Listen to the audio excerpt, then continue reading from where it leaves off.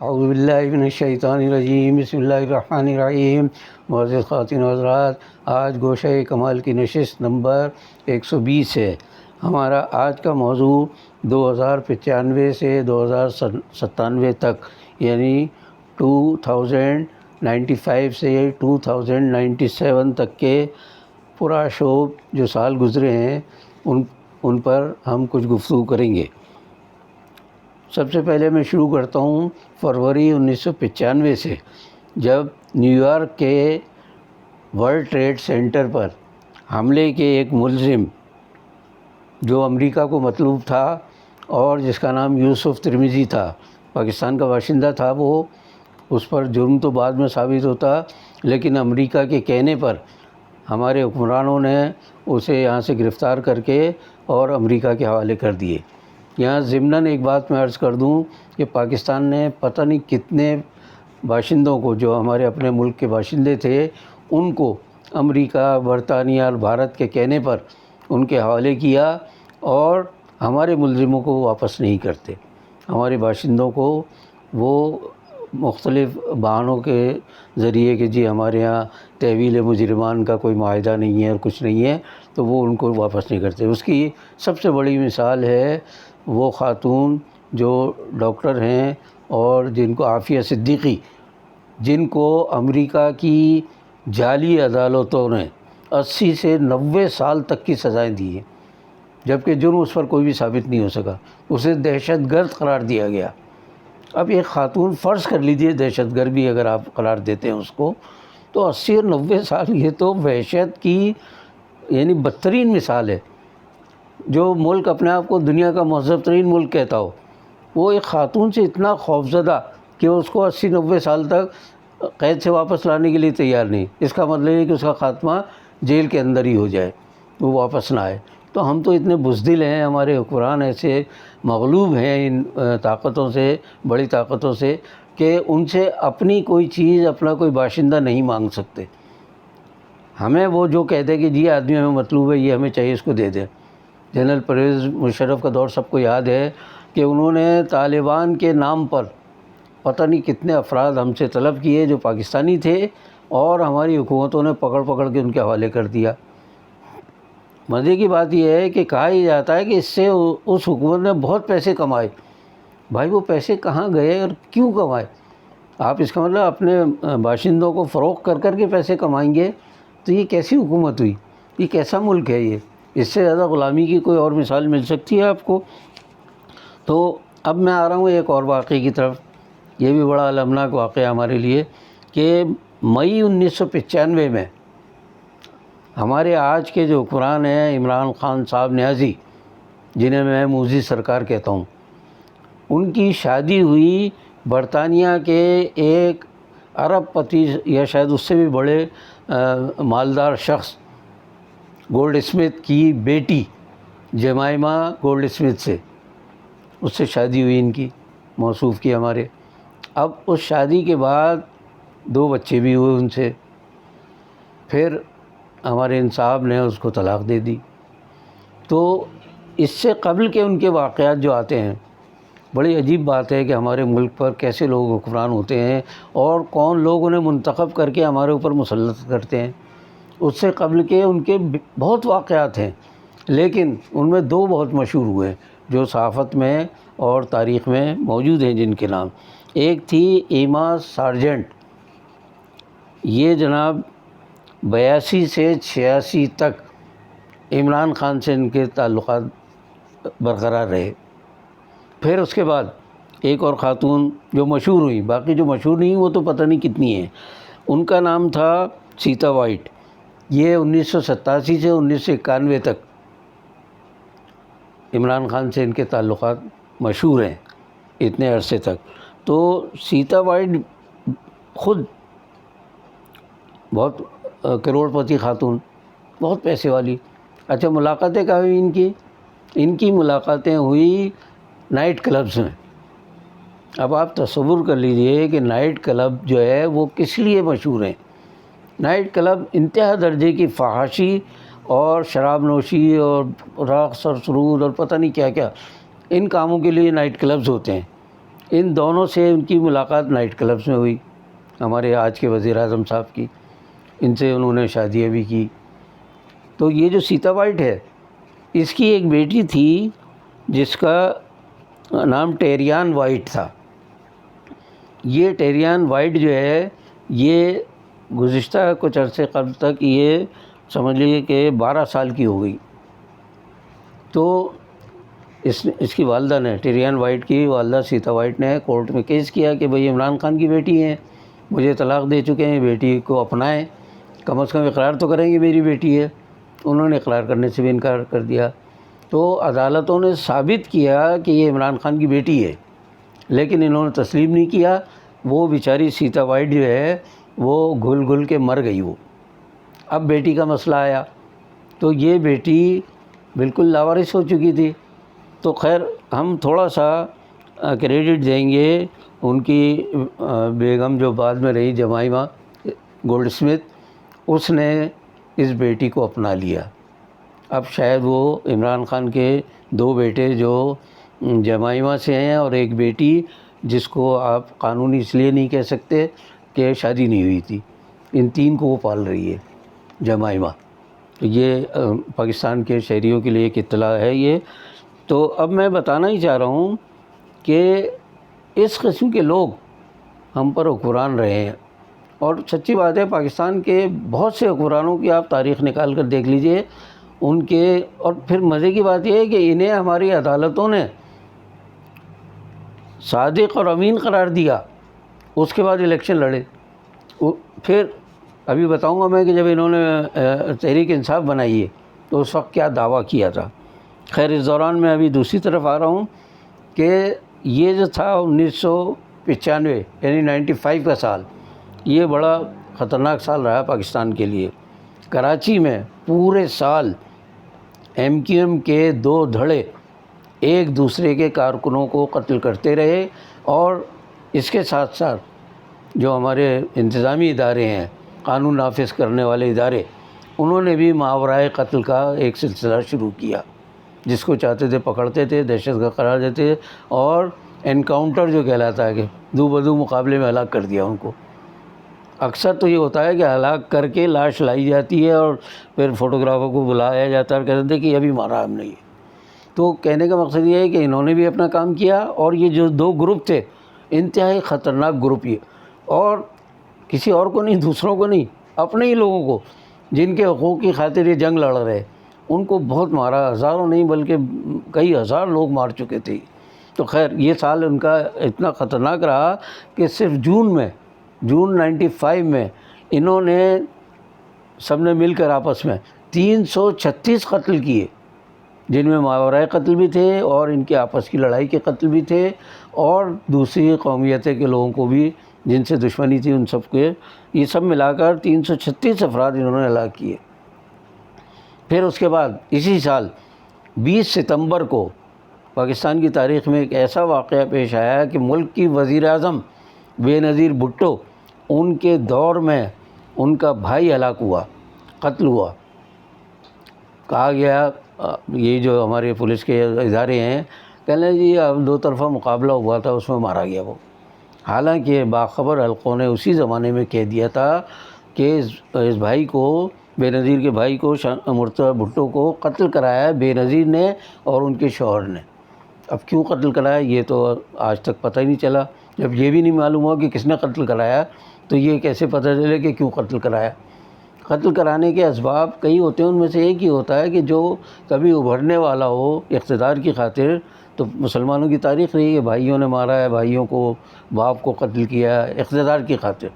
تو مرتضیٰ بھٹو کا قتل بھی یہی کہا جاتا ہے کہ ان کی آپس کی خاندانی دشمنی کا نتیجہ تھا۔ یہ آصف علی وزیر اعظم کا دور تھا یہ، اور وزیر اعظم بے نظیر بھٹو کا دور تھا یہ۔ اس کے بعد پھر یہ ہوا، اب ہم آتے ہیں دوبارہ عمران خان کی طرف۔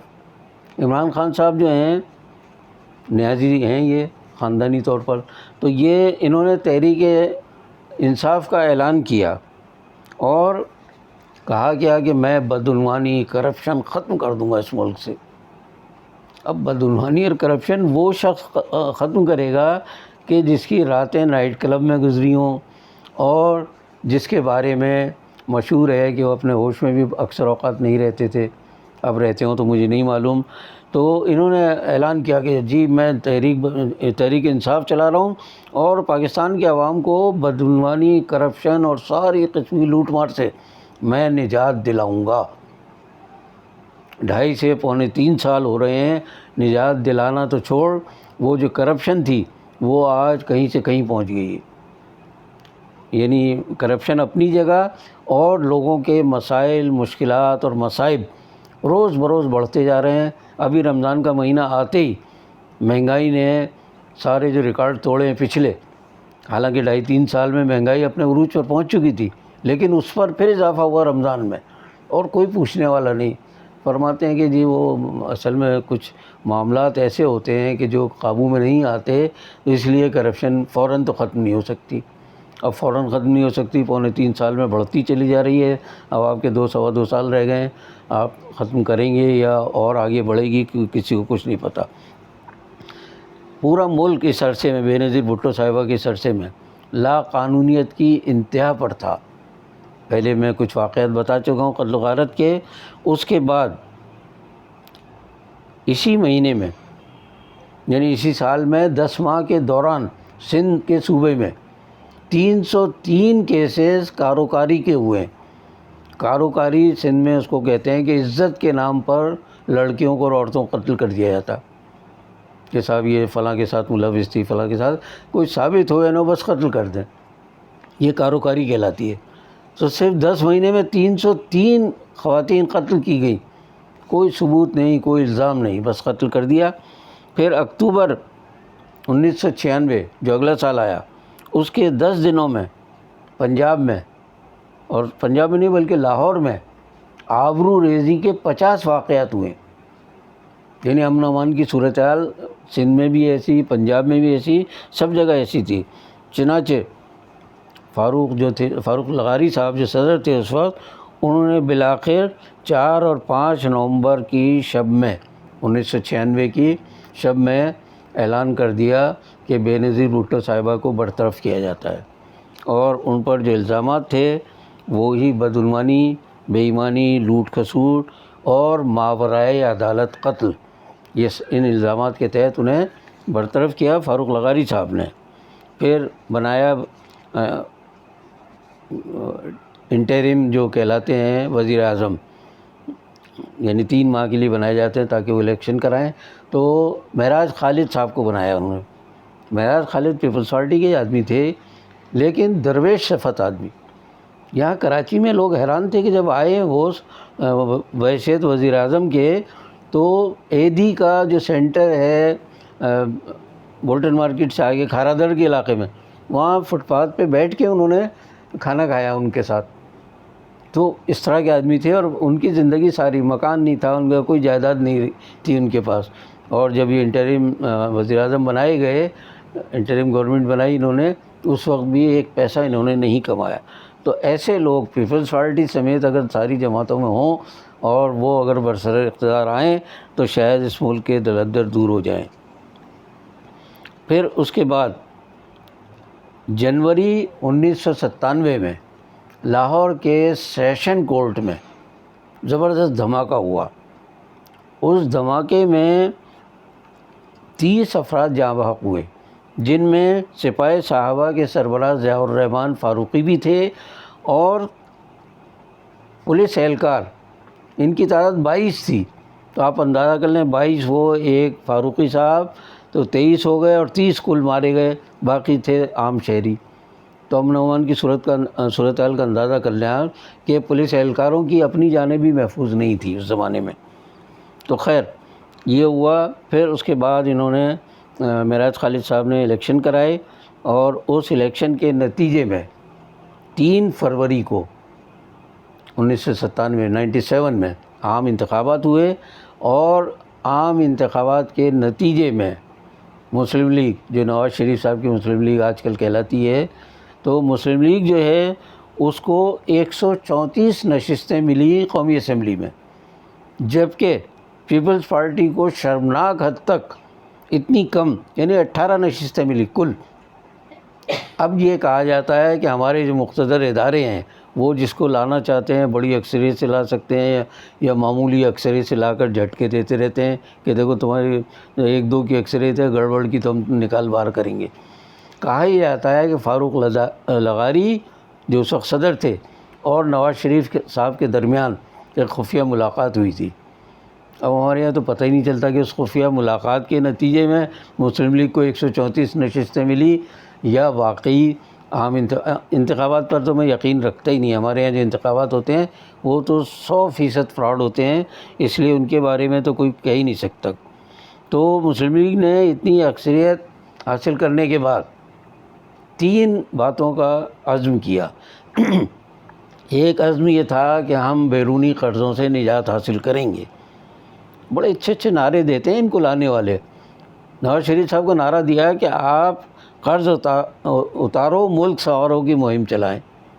چنانچہ انہوں نے بیرونی ممالک میں جو پاکستانی کام کرتے ہیں ان سے بھی پیسے لیے، قرضے میں پتہ نہیں کہاں سے پیسے آئے حکومت کے پاس، اور ان کا پتہ ہی نہیں چلا کہ وہ پیسے کہاں گئے۔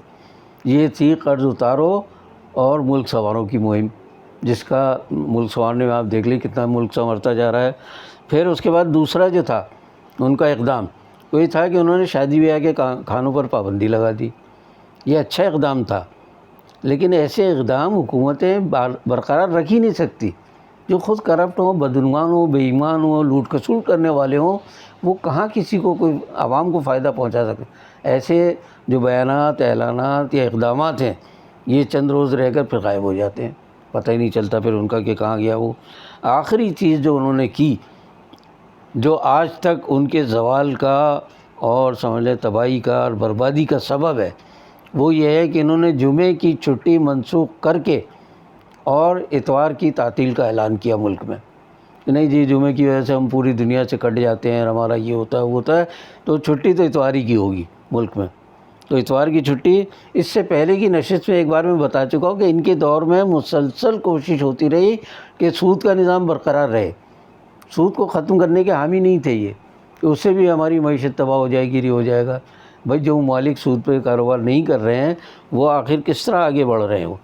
تو پھر IMF سے چھٹکارے کا، یعنی بیرونی قرضوں سے چھٹکارے کا جو اعلان ان کے سرتاج عزیز صاحب وزیر خزانہ تھے انہوں نے کیا تھا، اس کا یہ حشر ہوا کہ تھوڑے ہی دنوں میں پتہ یہ چلا، یعنی اسی سال 1997 میں وہ دوبارہ تعلقات IMF سے ان کے بحال ہو گئے۔ IMF سے پتہ ہے آپ کو، عمران خان صاحب نے تو کہا تھا کہ اس کے بعد جانے کے بجائے میں خودکشی کو ترجیح دوں گا، تو وہ گئے بھی اور خودکشی بھی نہیں کی، اور آج IMF کے پورا ملک جو ہے اس کے گروی ہے۔ اسٹیٹ بینک ہوں، ہمارے بڑے بڑے اداروں ہوں، سب پر ہمارے جتنے FBR ہیں، جتنے معیشت کے ملک کے قومی ادارے ہیں وہ سارے IMF کے قبضے میں ہیں۔ اب اس سے زیادہ اور کیا ہوگا کہ انہوں نے اپنا ایک شخص بھیجا حفیظ شیخ نامی، اور کہ جی اس کو بنایا وزیر خزانہ۔ ایک آدمی بھیجا باقر رضا یا رضا باقر، یہ اس کو اسٹیٹ بینک کا گورنر بنایا۔ یہ دونوں IMF کے ایجنٹ تھے۔ یہ حفیظ شیخ صاحب تو 2.5 سال کی ناکامی کے بعد برطرف کر دیے گئے، اور رضا باقر صاحب ابھی تک موجود ہیں اور وہ گل کھلا رہے ہیں اپنے، دیکھیں کہاں تک پہنچاتے ہیں ہماری معیشت کو۔ اس لیے کہ وہ مصر سمیت کئی ملکوں کی معیشت تباہ کرنے کے بعد پاکستان بھیجے گئے کہ اب یہ ملک بچائے، دنیا کا سب سے بڑا مسلم ملک کہلاتا ہے، یہ ایٹم کا حامل بھی ہے، اسے کسی طرح آپ تباہ کر کے دکھائیں تو ہم جانیں۔ اب رہا یہ کہ یہ جو سال تھا 1997 کا، اس میں پاکستان نے 50 سال پورے کیے، نصف صدی پوری ہوئی تھی اس کی، تو بڑا جشن منایا گیا کہ صاحب ہم نے نصف صدی پوری کر لی ہے۔ لیکن اس عرصے میں 25 سال تقریباً فوجی حکومتیں رہیں اور 25 سال سیاسی حکومتیں رہیں۔ معاملہ وہی رہا کہ عوام کو کسی حکومت نے کوئی خاص فائدہ نہیں پہنچایا۔ نسبتاً فوجی حکومت کے دور میں عوام کو تھوڑا سکون ملا۔ باقی رہا یہ کہ اچھا، اب ایک بات اپنے حوالے سے میں کہنا چاہ رہا ہوں کہ میں جو ہوں 32 سال تک سروس کے بعد 1997 میں، سروس سے مراد سرکاری ملازمت، ٹیچنگ یا تدریس کی جو ملازمت تھی، 32 سال کے بعد میں نے 1997 میں 7 سال اپنے چھوڑ کر ملازمت کے اور مستعفی ہوا یا علیحدہ ہو گیا کہ بھئی اب میں نہیں کر سکتا یہ کام۔ اس کی وجہ بنیادی یہ تھی کہ ہم نے اس کو تدریس کو انبیاء کا مشن سمجھ کے کام شروع کیا تھا کہ ایک بہت بڑا کام ہے ہمارے ذمے، جو نئی نسل کو تعلیم و تربیت سے آراستہ کر کے ملک و قوم کی خدمت کے قابل بنانا ہے۔ پرائیویٹ کے زمانے میں تو تھوڑا بہت ہم اپنے مزاج کے مطابق کرتے رہے، جب بعد میں آ گئے ہم سرکاری ملکیت میں، قومی ملکیت میں سارے اداروں کو لے لیا گیا، اس کے بعد تو ہم بے بس تھے۔ جو اوپر سے احکام آتے تھے اس پر عمل ہوتا تھا۔ تعلیم کا جو ستیہ ناش ہوا ہے 1972 کی قومی ملکیت کے پروگرام کے تحت، آج تک تعلیم کا نظام سرکاری طور پر تو سنبھل نہیں سکا ہے۔ اس کی بنیاد پر پرائیویٹ یا نجی تعلیمی ادارے ہیں، وہ پھل پھول رہے ہیں، مال کما رہے ہیں، جتنا چاہ رہے ہیں لوٹ رہے ہیں عوام کو۔ تو میں جو تدریس سے علیحدہ ہوا، اس کی وجہ یہ تھی کہ ایسے بدترین لوگ آنے لگ گئے تھے کہ جو یعنی بچوں کو برباد کریں، تعلیمی اداروں کو تباہ کریں، ان کے سربراہ اور ایسے اساتذہ۔ چنانچہ میں آج پھر ایک بار کہہ رہا ہوں کہ میں ایک شخص نوجوان آیا بحیثیت ٹیچر کے، استاد کی حیثیت سے۔ اب استاد کا جو تصور آپ کر سکتے ہیں، بالکل لڑکا سا لاؤبالی قسم کا لڑکا وہ استاد بن کے آیا ہمارے یہاں۔ اس نے جو حرکتیں شروع کی اسکول میں، تو میں نے اس کو سامنے بلا کر کہا کہ میں تمہارے جیسے لوگوں کے آنے کی وجہ سے میں جا رہا ہوں اس سرکاری ملازمت، 7 سال چھوڑ رہا ہوں میں ملازمت کے، اس لیے کہ میں برداشت ہی نہیں کر سکتا کہ ایسے لوگ آ جائیں تعلیم کے نظام میں۔ میں نہیں رہ سکتا ایسے ماحول میں، اور ٹھیک کرنے کی مجھے صلاحیت یا اہلیت یا طاقت یا جسے کہنا چاہیے پاور جسے کہتے ہیں، کوئی اختیارات نہیں ہے میرے پاس، اس لیے میں تو چھوڑ کر جا رہا ہوں۔ وہ صاحب ماشاءاللہ بعد میں بھی پھلتے پھولتے رہے ہوں گے مجھے نہیں معلوم، لیکن میں علیحدہ ہو گیا، اور 7 سال کی ملازمت اگر میں جاری رکھتا تو آپ تصور کر سکتے ہیں کہ میرا عہدہ بھی بڑا ہوا ہوتا اور میری پینشن بھی بڑی ہوئی تھی۔ بہرحال یہ ذاتی باتیں بھی کبھی کبھی میں اس لیے بتانا چاہتا ہوں تاکہ لوگوں کو نصیحت حاصل ہو، لوگ سبق سیکھیں، انہیں معلوم ہو کہ یہاں کیا ہو رہا ہے اس ملک میں۔ آج کے لیے اتنا ہی۔ آپ میرے پروگرام کو اگر کسی بھی قابل سمجھتے ہیں تو سبسکرائب کریں، لائک کریں، شیئر کریں۔ باقی بشرط زندگی باقی۔